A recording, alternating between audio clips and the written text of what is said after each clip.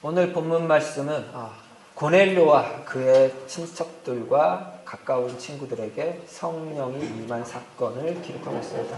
우리 그동안 고넬료 이야기를 보면서 고넬료 이야기의 중심 주제, 제목은 고넬료의 회심이 아니라 고넬료에게 임한 성령 사건, 고넬료에게 성령이 임한 사건이라는 제목, 주제로 봐야 한다고는 입장에서 계속 살펴보았습니다. 오늘 본문은 이제 그 이유를 명확하게 볼 수 있죠. 말 그대로 고넬료에게, 그리고 고넬료가 함께 부른 온 친척과 가까운 친구들에게 성령이 갑작스럽게 임했기 때문입니다. 베드로와 함께 따라갔던, 그러니까 요바에서부터 베드로와 함께 따라갔던 믿는 신자들이 깜짝 놀랐습니다. 이게 성령이 내려올 대목이 아니다. 그런데 성령이 내려왔기 때문에 놀란 것인데요. 이 놀라움과 당혹스러움은 복음주의 시대를 살고 있는, 그 복음주의 시대에서 말하는 어떤 복음 전파의 절차에 익숙한 우리에게도 놀랍고 당혹스러우기는 마찬가지입니다. 왜냐하면 베드로가 복음을 전파하는 말씀을 했으면 그 복음 전파의 마무리는 반드시 뭐죠? 구원 초청? 아니면 영접을 이렇게 유도하는 그런 질문을 하고, 고넬료는 최소한 믿습니다. 아멘, 받아들이겠습니다.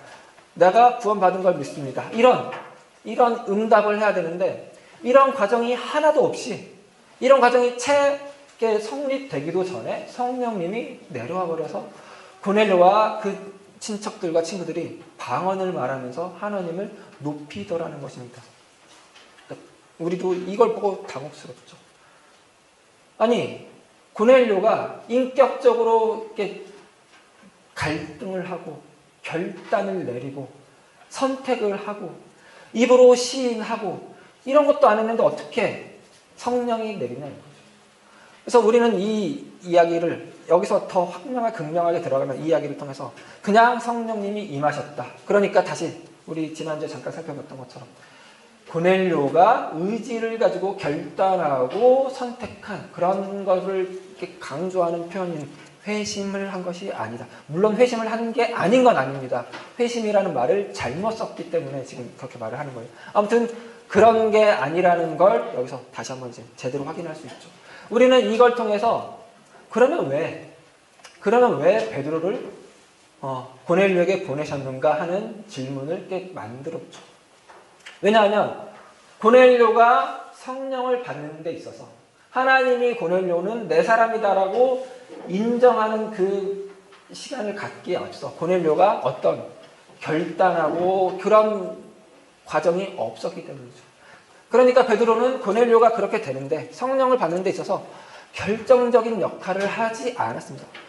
아무런 역할을 하지 못한 것 같습니다. 그런 정황인데 왜 구태여 그런 고넬료에게도 환상을 주시고 베드로에게도 환상을 주는 그런 복잡한 과정을 감수해 가면서까지 베드로를 보냈느냐라는 질문을 던졌었죠. 그리고 우리는 지난주에는 고넬료의 입장에서 그걸 확인했습니다. 그리고 오늘은 베드로의 입장에서 확인을 할 텐데요.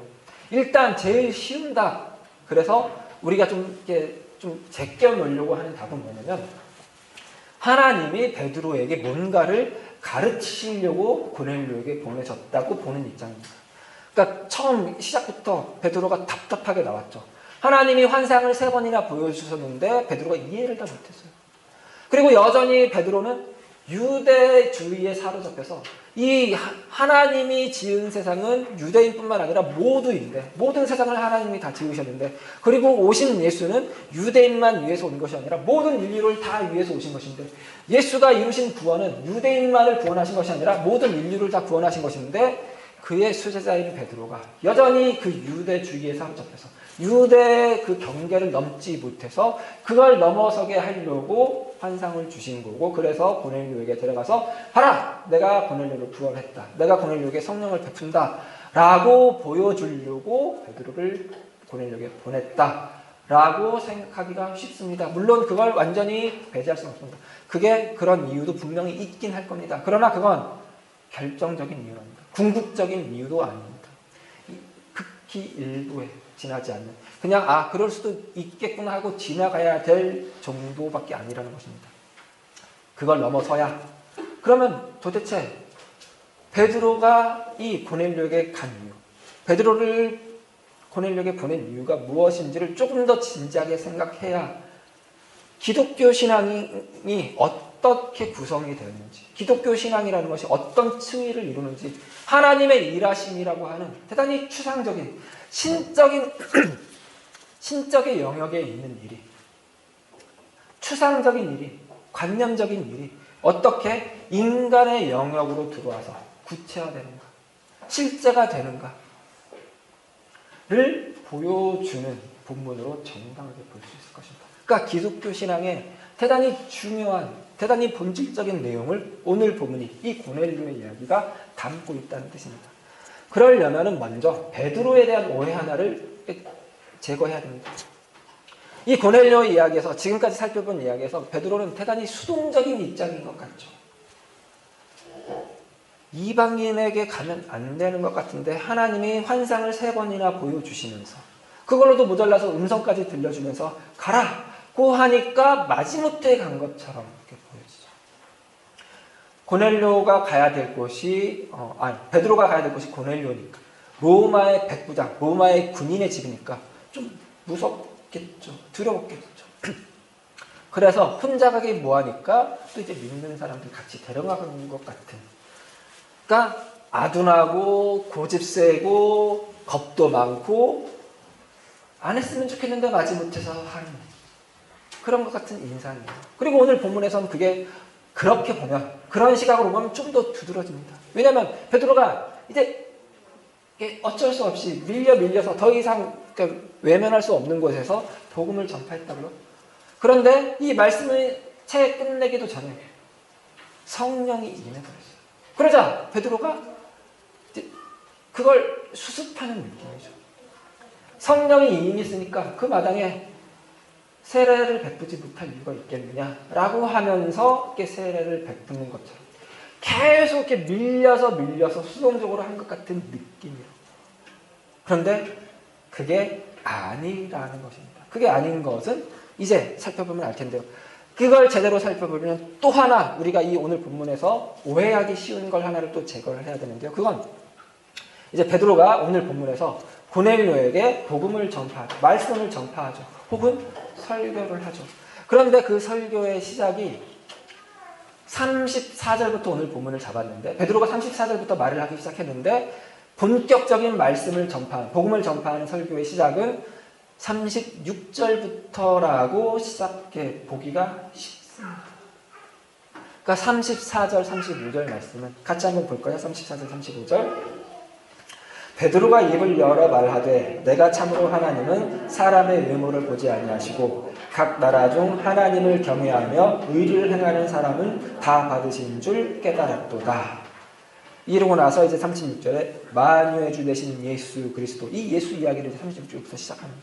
그러니까 34절, 35절은 어떤 느낌이냐면 고넬료가 자기가 본 환상, 하나님이 자기에게 주신 환상에 대해서 이야기하고, 그래서 내가 당신을 청했나이다. 오셨으니 참 잘하셨습니다. 그러자 베드로가 그 말을 듣고 그 말에 대한 반응으로 하나님은 참으로 사람을 외모로 보는 분이 아니구나. 그걸 알고 있었는데 진짜로 그렇구나 하고 감탄하고 새삼스럽게 깨달은 걸 이야기하는 것처럼 보기가 쉽죠. 그런 것 같죠. 그리고 나서 이제 36절에서 예수 그리스도 이야기를 본격적으로 하는 것 같죠. 그러나 그게 아니라고.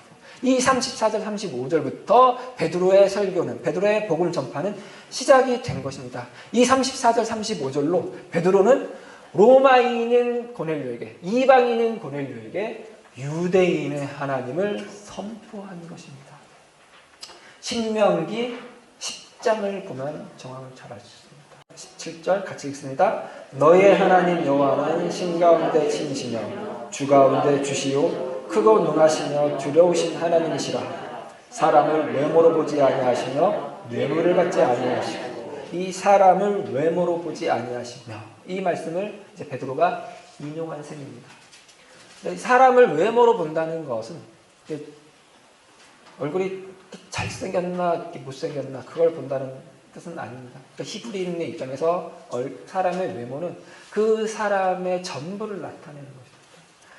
그러니까 이 말을 헬라 원어상으로 보면은 이런 느낌입니다. 그 사람이 가진 재력, 지위, 권세 이런 것들로 그 사람을 판단하는 것을 하나님이 하지 않는다 이런 뜻입니다. 그러니까 거의 모든 영어 성경에는 하나님은 차별하지 않으십니다. 하나님은 편애하지 않으십니다. 하나님은 편애 말고 또 뭐죠? 뭐죠?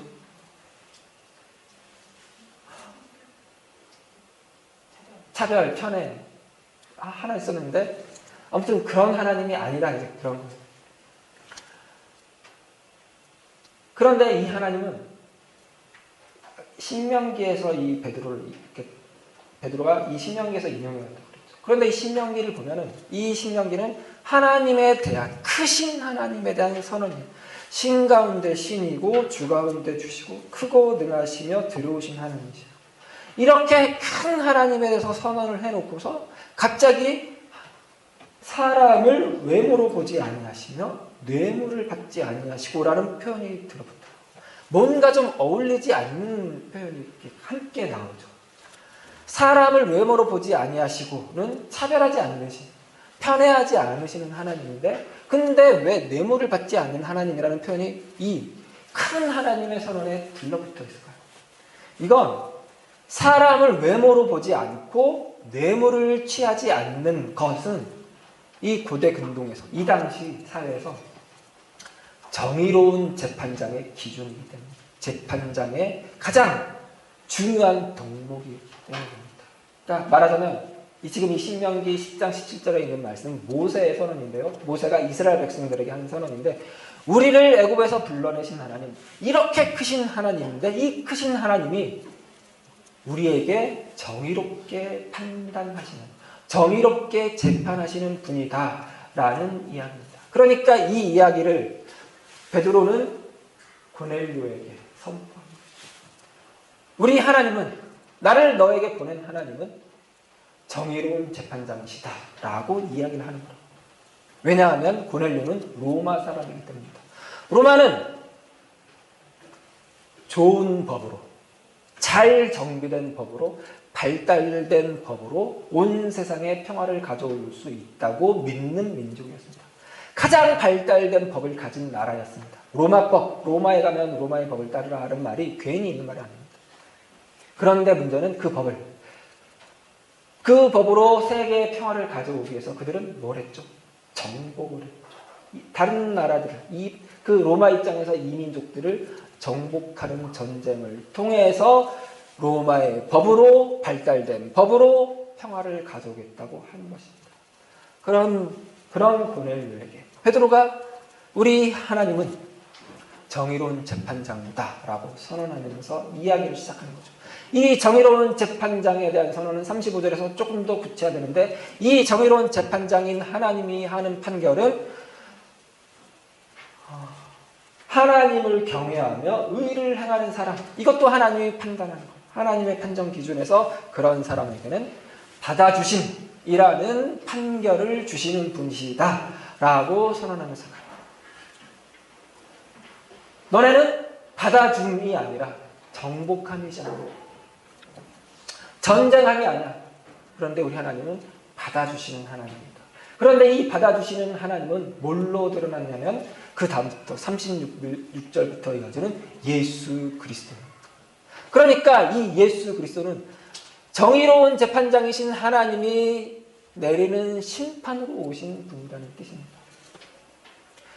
그래서 36절부터 예수 그리스도 이야기가 이어지는데, 여기서 가장 많이 등장하는 단어는 우리입니다. 우리. 이 우리는 적어도 너네 로마인 말고 우리, 그런 뜻은 아닙니다. 그러니까 너네 말고 우리, 그러니까 누군가를 배제한 우리는 아닙니다. 이 우리는 하나님이 보낸 예수와 함께하는 우리입니다. 그러니까 하나님이 보낸 자니까 어떤 신적인 존재일 것 같은데, 그 신적인 존재가 아니라 우리와 함께하는 존재 예수라는 뜻입니다. 예수의 인성을 강조하는 우리입니다. 그러니까 로마인에게, 이방인에게 복음을 전파하는 거니까 웬만하면 그 예수의 신적인 모습, 신비한 것, 그런 것들을 강조하면 좋을 것 같은데 베드로는 오히려 예수의 인성을 강조하는 것. 이 예수의 인성을 강조하는 표현이 38절에 대단히 잘 드러나 있습니다. 38절 같이 읽습니다. 하나님이 나사렛 예수에게 성령과 능력을 기름 붓듯 하셨음에 그가 두루 다니시며 선한 일을 행하시고 마귀에게 눌린 모든 사람을 고치셨으니 이는 하나님이 함께 하셨습니다. 예수가 오셔서 모든 선한 일을 하시고 능력을 행하시고 마귀에게 눌린 자들을 고치셨는데 그게 뭐 때문에 가능했겠다고요? 하나님이 그에게 성령과 능력을 기름 붓듯 부으셨기 때문에, 하나님이 그와 함께 하셨기 때문에 가능했다. 그러니까 예수는 철저하게 인간으로 오셨다. 사람으로 오셨다. 그리고 그 예수와 우리가 함께 지냈다. 우리는 인간으로 온 예수와 같은 시간, 같은 공간을 지내면서 그가 다만 인간인 것이 아니라 하나님께로부터 성령과 능력을 기름 붓든 받은 자이고 하나님이 늘 그와 함께하는 자였던 것을 우리가 알게 되었다. 그래서 우리는 그 증인이 되었다입니다. 그 인간 예수와 함께하여 예수의 증인이 된 것은 예수 그리스도의 십자가 죽음과 부활 이야기에서 더 정점에 이릅니다. 40절과 41절을 같이 읽습니다. 하나님이 사흘 만에 다시 살리사 나타내시되 모든 백성에게 하신 것이 아니요 오직 미리 택하신 증인 곧 죽은 자 가운데서 부활하신 후 그를 모시고 음식을 먹은 우리에게 하신 것이라. 그러니까 예수님이 십자가에서 죽으시고 부활을 하셨어요. 하나님이 그 예수를 다시 살리시고 다시 살아난 예수를 나타내셨어요. 그런데 이 대목이 기독교 신앙 밖에 있는 사람에게는 대단히 이해하기 어려운 대목입니다. 그러나 역으로 기독교 신앙 안에 있는 우리에게는 기독교 신앙이 무엇을 목적하는지, 무엇을 향하는지 엿볼 수 있는 대목이기도 합니다. 어떤 면에서 그러냐면요. 사도행전 이야기 내내 사도들이 성령을 받고 나서 한 일은 계속 그거였습니다. 너희가 죽인 그 예수가 바로 하나님이 살리셨다. 그 예수가 바로 하나님이 보낸 그리스도이시다. 그 예수가 바로 하나님의 아들이다. 그 예수가 바로 하나님이다. 이 선언을 계속하고 있었죠. 그게 그렇게 중요한 일이었다면 제일 쉬운 길은 부활하신 예수가 모든 유대인에게 나타나는 거죠. 특별히 대제사장들과 사두개인들에게, 서기관들과 바리새인들에게 부활하신 예수가 직접 나타나서 봐라! 니네가 죽인 나 하나님이 살리셨다. 봐라! 나 하나님 아니냐. 이랬으면 게임 끝이죠. 그런데 그러지 않았다 이야기입니다. 또 이방인들에게도요. 이방인들은 신은 하나일 수가 없다고 말하는 자들입니다. 유대인을 제외한 모든 이방인들은 신은 결코 하나일 수 없다고 말하는 자들이에요. 그런 자들에게 봐라!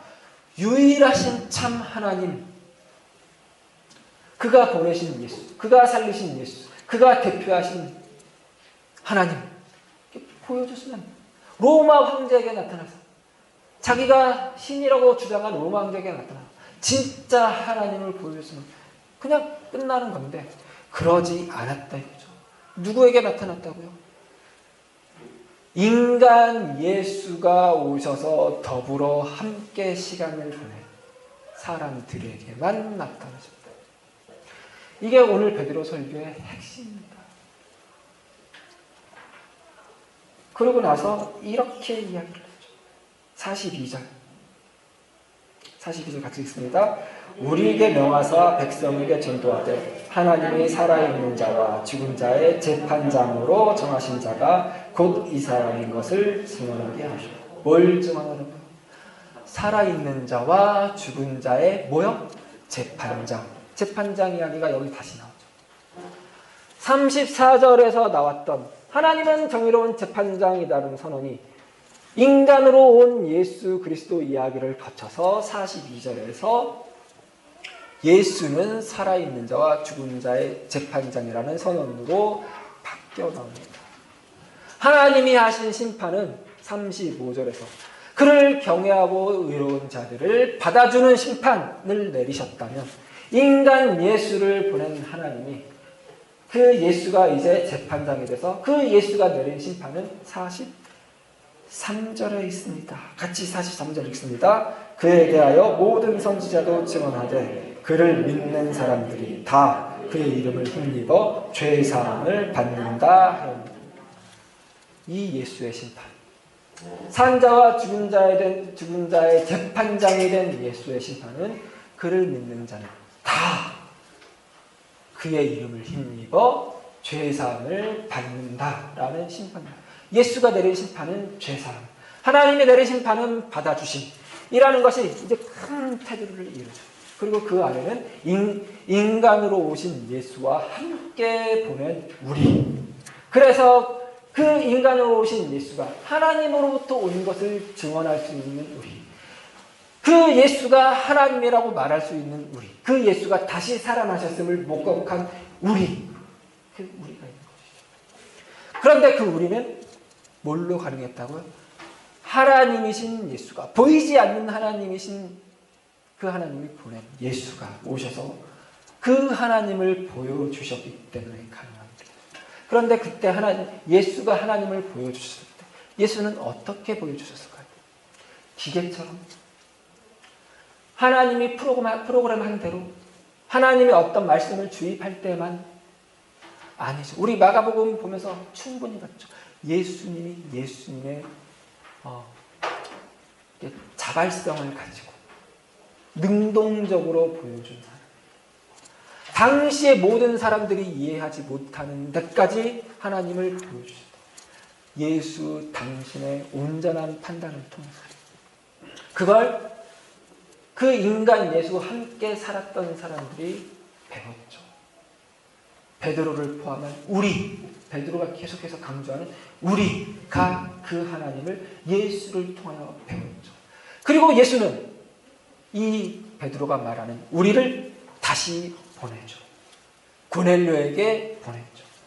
그런데 예수가 그랬던 것처럼 이 베드로를 포함한 우리도 수동적으로 어쩔 수 없이 떠밀려서가 아니라 자발성을 가지고 능동적으로 일 수밖에 없는 것이죠. 이 우리의 정체성입니다.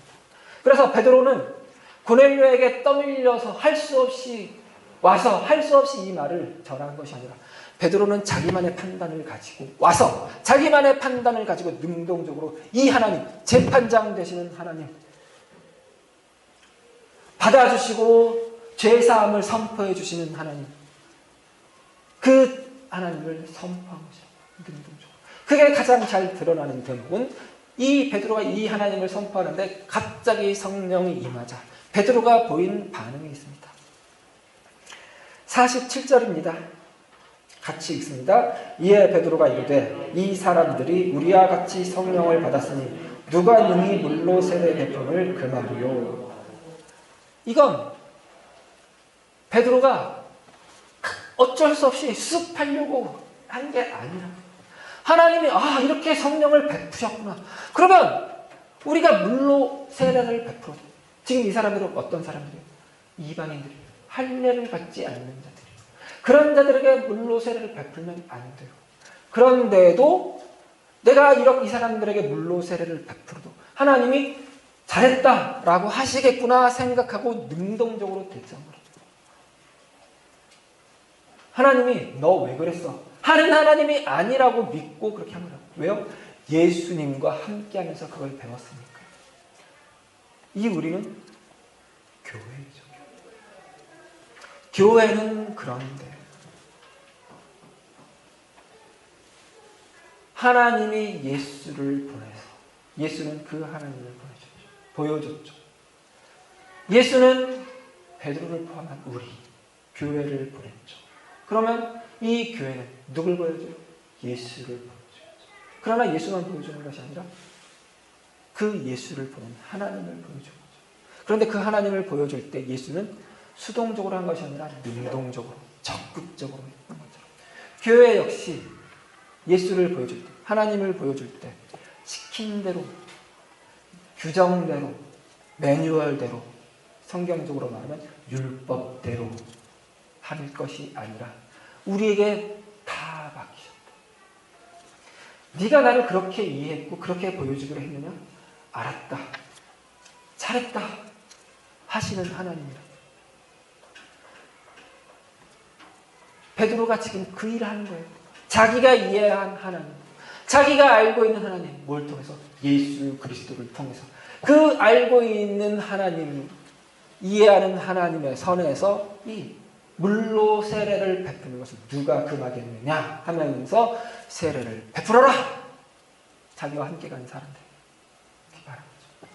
여기서 다시 대단히 사소한 그 의구심 하나가 해소가 되죠. 베드로가 혼자 가지 않고 그와 함께 신자들과 간 이유, 교회가 가야 하겠다. 그는 교회로 움직이는 자예요. 이 교회와 더불어서 그가 보여줄 하나님이 있기 때문에 그의 설명, 그의 설교로 끝이 아니라 그 믿는 공동체가 함께 있을 때 볼 게 있기 때문에 함께 가죠. 베드로의 능동적인 태도. 이 하나님이 우리에게 이 교회를 주신 이유입니다. 보이지 않는 하나님의 보이지 않는 일하심이 우리 인간 사회에서, 인간의 역사 속에서, 우리의 일상 속에서 실제가 되는 방법이고 구체화되는 방법입니다. 이렇게 하나님의 나라는 우리 일상 곳곳에 구석구석에 순간순간에 임하는 것입니다. 누굴 통해서요? 우리를 통해서. 우리를 통해서. 여러분 한 사람 한 사람을 통해서. 여러분 한 사람 한 사람의 생각과 판단과 그때의 대처를 통해서 하나님이 세상에게 하나님을 알리십니다. 거기에는 제한이 없어요. 야, 내가 그거밖에 안 되냐 하지 않습니다. 그거밖에 안 되는 모습으로 하나님을 보였다 치더라도 하나님은 그걸 만회하실 수 있는 하나님입니다. 그래서 다 괜찮다. 눈치 보지 말고 나를 보여줘라. 이게 우리 기독교가 가진 힘입니다. 교회 역사를 이렇게 보면 100% 다 잘하는 교회 하나도 없었습니다. 객관적으로 냉정하게 보면 한 10%는 잘했을 거예요. 90%는 세상 사람들이 욕할 만한 일들이 이렇게 많았을 수도 있어요. 그러나 그 10%로도 하나님이 1000%, 10,000% 만드시는 분이기 때문에 교회가 이어집니다. 우리도 마찬가지죠. 인생 교회도 마찬가지죠. 그러니 막 살자. 그렇게 듣지는 않죠, 이제. 그러니 더 책임감을 가지고 내가 지금 보여주는 하나님, 내가 살아내는 내 일상, 거기에 담긴 하나님, 내 말 속에 담긴 하나님, 내 표정 속에 담긴 하나님, 내 모든 인생은